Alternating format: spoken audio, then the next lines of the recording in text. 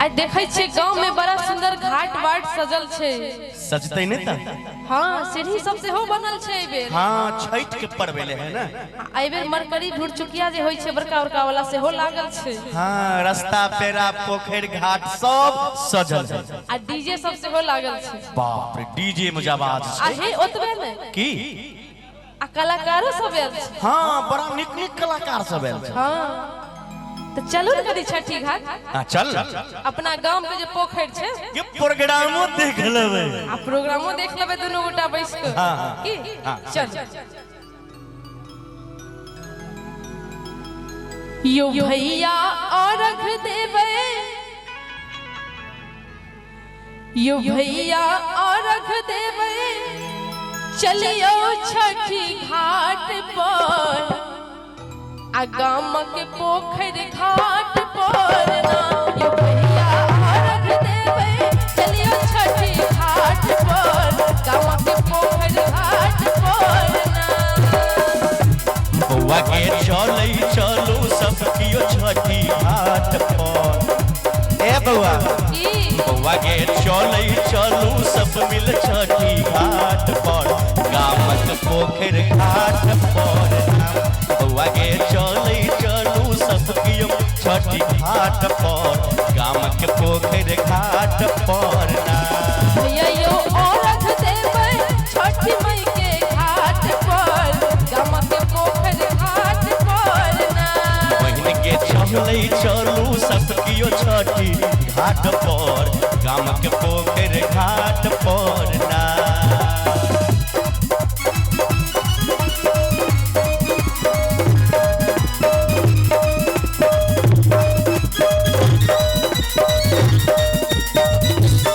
हाय हाय जिया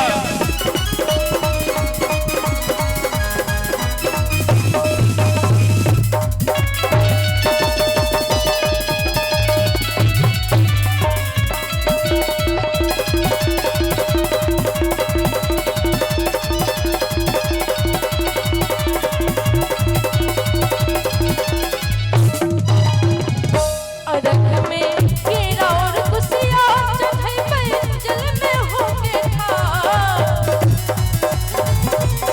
जय हो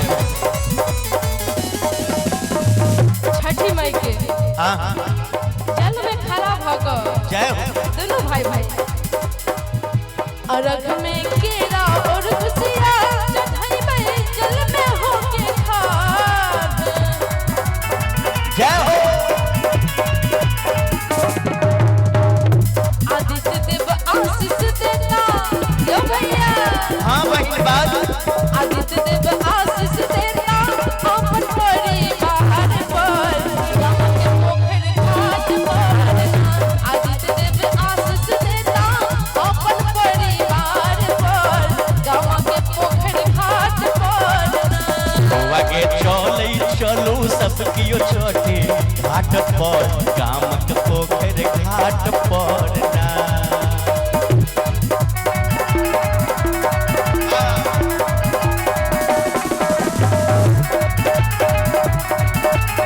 जय हो छठी मैया।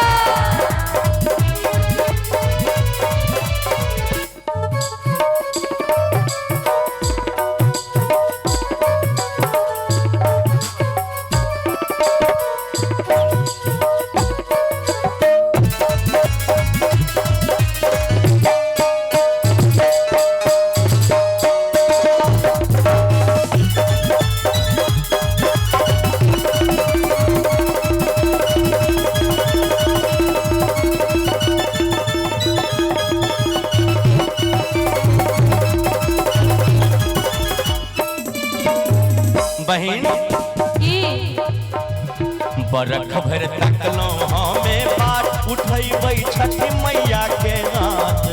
अच्छा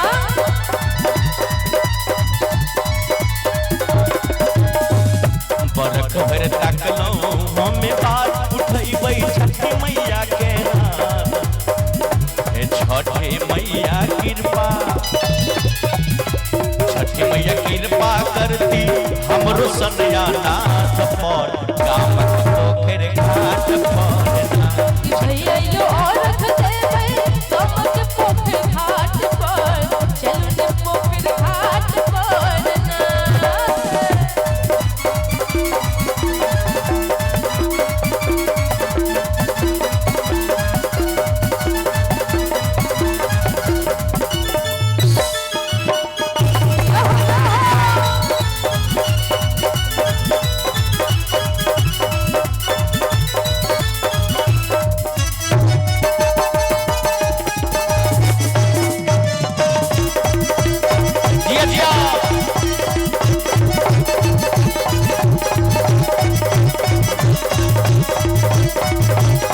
वाह भैया, बहुत बहुत धन्यवाद।